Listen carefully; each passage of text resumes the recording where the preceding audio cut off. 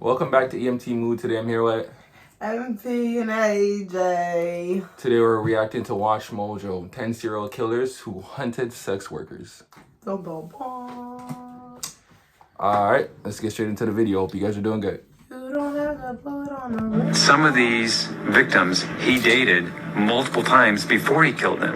Welcome to Watch Mojo, and today we're discussing some of the horrific true crime cases where the victims were singled out due to their working in the sex trade. These people were not conscious, they weren't mobile, they weren't able to protect themselves, and they were engaging in sexual acts against their will.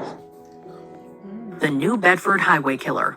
Boyle says some detectives wondered if the killer intentionally dumped the bodies outside New Bedford city limits so New Bedford police wouldn't have jurisdiction over the crimes. Criminologists and other experts have come up with varying hypotheses regarding exactly why those in the sex trade are often targeted by serial killers. Some claim the demonization of this oldest profession is one reason, while others point to either laissez-faire police procedure or the victim's ease of access and anonymity. No one at the time of this writing has been brought to justice for the highway killings that shocked areas near New Bedford, Massachusetts back in the late 80s. You had the remains of woman after woman after a woman found along the two highways, similar situations, similar backgrounds. 10 official victims have been attributed to the New Bedford Highway Killer, women who all either worked in the sex industry or battled substance use disorder. There have been other suspects, but no arrests. I'm very, very surprised that this case has not been solved. The Butcher Baker. The interrogation room was ready for him. The goal was to keep him off balance, hoping to elicit a confession and avoid a lengthy legal case. It's unclear as to why so many news outlets and members of the media choose to attach monikers such as the Butcher Baker to killers like Robert Hansen. The man's otherwise unassuming name doesn't exactly bring to mind the shocking brutality of his crimes. Yet Hansen was allegedly responsible for attacking at least 17 women in the area of Anchorage, Alaska during a 10-plus year rampage. I was watching national news, and there was Bob Hansen. Now I thought, what the hell is Bob Hansen doing on national news? And I turned it up, and it said, this is the greatest mass murder in the history of Alaska. Many of his victims were involved in sex work. His nickname of the Butcher Baker was connected to a family confectionery business, but Hansen's methods of execution were anything but sweet. He would often drag out the process, taking his victims to remote locations before releasing them into the wild, where they would be hunted by Hansen. I know what you do to those girls.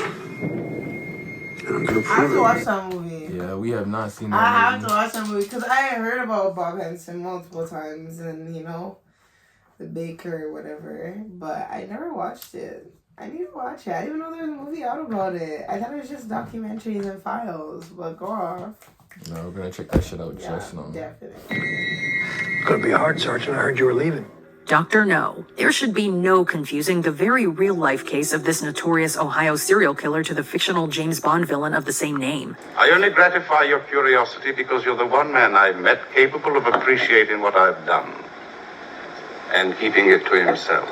There's also some additional confusion with regards to whether or not Samuel Legg's 2019 arrest on unrelated murder charges might just connect the latter to Ohio's unsolved Dr. No murders from the 1980s. These killings focused upon runaways, hitchhikers, and truck stop sex workers, professionals that would then be abducted and strangled off-site. Legg was deemed mentally unfit to stand trial in 2023, and it remains to be seen whether or not any...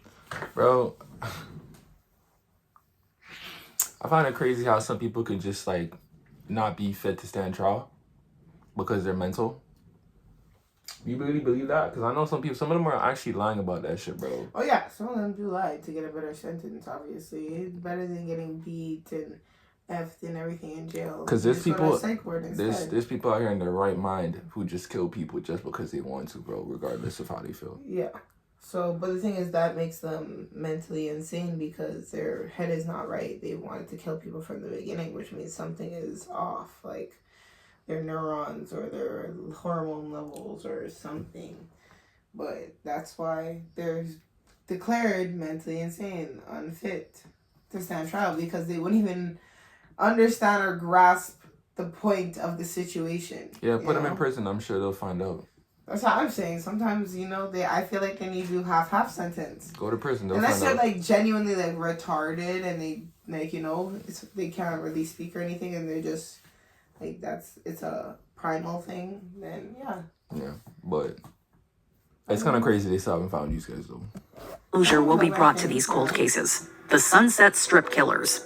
Detectives later found out that Bundy would go from trying to blow the whistle on Clark to the other extreme, as she began to involve herself in Clark's twisted pastime. The grisly details that can be taken away from the Sunset Strip murder read like something out of a horror or exploitation movie. Doug Clark and his lover Carol Mary Bundy let their own sexual fantasies evolve into real-world thrill killings. These were usually at the expense of sex workers, whose remains would often be defiled and debased by both Clark and Bundy. He sees all women as sex workers. These were just two teenage girls, and both of them ended up dying.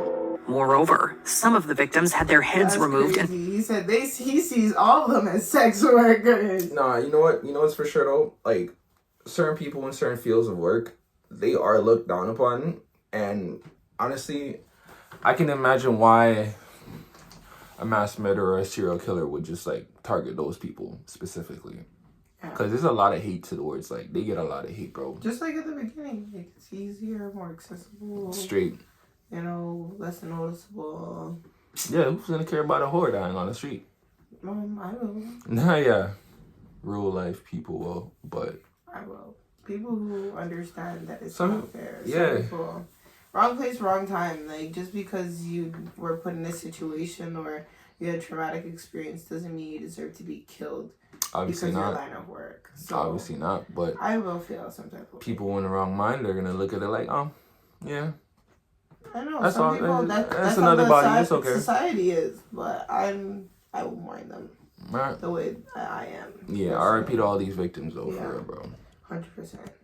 by the couple in their home. They even applied makeup to the head of one victim, Exie Wilson, before bringing it home as a part of the pair's sick and twisted crimes. You know anything about rigor mortis? Anybody in the room, show of hands. Anybody heard of rigor mortis? Yeah.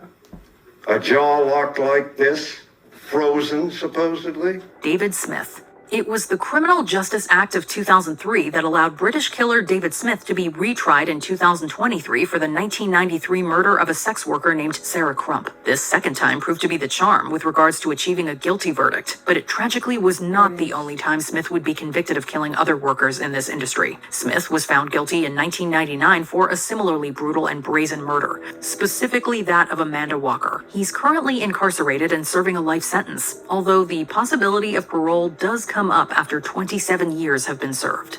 The Yorkshire Ripper. The similarities were there. There was no doubt this time that we had a serial killer on the patch. He was born Peter Sutcliffe, but is perhaps better known by his moniker of the Yorkshire Ripper. This was a prolific British serial killer who targeted women and young girls. Some, but not all of his victims worked in the sex trade, and Sutcliffe was allegedly said to have, quote, heard voices that led him to commit these crimes. We always went 2 or 3 of you together. See, that would be my excuse. If I were supposed to kill someone, and they tried to freaking put me, like, in prison and shit, bro, on that stand, I'm telling them, like, I don't know what the fuck you're talking about, bro. He's going to jail. He's going to jail. Send him to jail. I don't know what you're talking about. Remember this recording from June 1st. I'm Send him to gone. jail. I'm gone, fam. 2025. Send him to fucking jail. We knew we could be the next victims as was anyone else. The Yorkshire Ripper prowled both Manchester and West Yorkshire during the mid and late 1970s, terrorizing the surrounding area for over 5 years. Sutcliffe was violent, unpredictable, and extremely dangerous, but he wasn't unstoppable. The Yorkshire Ripper was caught in 1981 and sentenced to life imprisonment with 20 concurrent sentences, eventually dying in custody on November 13th, 2020. What was really sad about Yvonne Pearson, and I think in a way underlines the sad lives that these women were living, was that her body wasn't found for several months after he killed her. The grim sleep. See, yeah, that's how you know she ain't had no real family, bro. Months. Or like 7 months very well. and nobody knows you're missing to even file a report or nothing like that. Yeah, something's wrong. It sucks, bro. Like, these stuff really sucks. No, and it's real life. Aware. People have to be more aware in lifetime. Bro, like, some of these girls, no, but some of these girls, they really don't care. Like, No, I'm just saying, like, the people around you, like, you know, who would know one day they just snap and target real people, like, so just be aware. It's dangerous out here, you guys. And they said, can you describe him? He was a little short guy, black. He looked like a guy who just came out of Circuit City. He had a polo shirt and some khakis on. It's unusual for the activities of a serial killer such as Lonnie Franklin to be so sparse and spread out over time. Yet the 14-year gap during which he was inactive led the press to dub Franklin the Grim Sleeper. Wait, is that the same person? That don't look like the same person, bro. Can you imagine? Could you imagine like someone telling you, "Oh yeah, tell me what they look like. I want to sketch them out to see what they look like," and you come up with this shit, and then you have the wrong nigga arrested. Getting the wrong man arrested would just be straight disrespectful, bro. It sucks. Because bro. that does not look like the same person. I've seen a lot of sketches. You know, some of the victims actually get coerced into believing that the wrong guy is the guy that they, like, you know, that did the crime. Because honestly, yeah, no, that shit really does happen, bro. They really be sending the wrong people to prison just over some stupid ass sketch like this, yo. No, for real. Trust me. Including that gap, his spree stretched from 1981 to 2007. A Los Angeles police investigation into early 80s sex worker slayings would eventually arrive at Franklin as a suspect. Franklin was arrested last summer after DNA evidence allegedly tied him to 10 murders dating back 25 years. Most of them black women from South Central LA. Yo, bro, what would you think? Like, what would go to your mind, like, if you killed, like, that much people? What could possibly be in your head for you to decide to kill 25 people? Yeah, he has to be hallucinating or seeing shit or have a certain rage that fuels him. Bro, killers that just be killing, they just act normal and go back to their regular day. Like, it's just nothing. Like, bro, what really be going through their mind, bro? Honestly, I would love to know. They're stressed, like pain, torment, daily probably. Some of them, I don't know, but they have to feel something. This man must be he must really hate these people, bro, to target 25 of them. He must really have hate for them. Being responsible for some, but not all of the murders. Franklin was convicted on all counts, and the Grim Sleeper was officially sentenced to death. Damn. However, his lifeless body would be found in his cell before the sentence could be carried out. The cause of death remains unreleased. Yeah. They know who killed that nigga. They just don't want to show the public. They don't want to tell the public. Unless he killed himself to have control over his death. That happens sometimes too. Anything could be the reason for him to die in prison. Or, he wasn't even in prison yet. Yeah, he was. Was in prison or jail? Yeah, he was in prison? Yeah, waiting. Waiting for his... Yeah, shit, man. These people have been suffering and will continue to suffer, but hopefully, as many of them said, they feel they're going to receive some peace, and I hope that you are able to leave here with some peace today. The Green River Killer. You find bodies dumped in this context, in this environment of a lot of extraneous material. What's evidence and what's not? He was one of the most prolific serial murderers in United States history. The Green River Killer, Gary Ridgway, was also perhaps one of the most unrepentant of his kind, an opportunist that preyed upon those in states of desperation and destitution. Ridgway possessed an obsession with sex workers that vacillated between disgust for their profession and a lust for their services. Yet the Green River Killer also allegedly held fast to his religious beliefs, resulting in an internal battle that seemed to rage constantly within him. Green River investigators say Gary Leon Ridgway has long been at the top of their suspect list. We ended our interview, allowed the attorneys to go in and interview him. Ridgway's methodology was anything but swift, killing runaways and hitchhikers in a manner that helped draft the Green River Killer into the annals of Sick serial killer infamy. The prostitutes were the easiest. I went from having sex with them to just plain killing them. The sight of them, for me, was like candy in a dish. Jeffrey Dahmer. Dahmer placed the blame for the murders on his atheistic beliefs and the theory of evolution. He said, if it all happens naturalistically, what's the need for a god? Can't I set my own rule? The victims of Jeffrey Dahmer all retained a certain body type that seemed to attract the Milwaukee-based serial killer. Some of Dahmer's victims also worked in the sex industry, although this wasn't specifically what drew the killer to stalk his prey. The backstories of Dahmer's victims did allegedly influence the police investigation, however, a combination of ethnicity, sexuality, and occupation that resulted in a lot of clues slipping through the cracks. after this all came out, several people in the bar said, I remember him. I remember him. Well, of course we all did. Milwaukee's only this big. Jeffrey Dahmer was given no less than 16 life sentences for his actions, but the killer barely served 3 years before he was murdered by a fellow inmate, Christopher Scarver, on November 28, 1994. Sir, we're under arrest for the attempted murder. The man out there, the right to remain silent. No, the guy they had playing Jeffrey Dahmer in that movie, the same guy from American Horror Story. Great cast choice, by the way. But you know, like, would you believe it though? Because while he was serving his 3 year, no, not 3 year, but while he was serving time, I think I recall them saying that, like, he tried to change a new leaf or whatever. He tried to, you know, follow more religious beliefs and shit, and he actually like tried to get people into it. Yeah, he changed. So he was preaching the gospel. He was following the gospel. He was turning a new leaf and everything. So would you believe him? And some of the prisoners didn't F with that. So after everything he did, would you believe him? Well, he was doing it consistent. I would give him the benefit of the doubt. I wouldn't 100% believe him, but I would give him the benefit of the doubt based on like all the evidence that was shown of the effort that he was putting towards it, the record, the cleaning he was doing, the helping out around, how much times he visited the church, like. I'm just saying he ended up dying, bro. Only God could be his judge, bro. Only God could be his witness, because.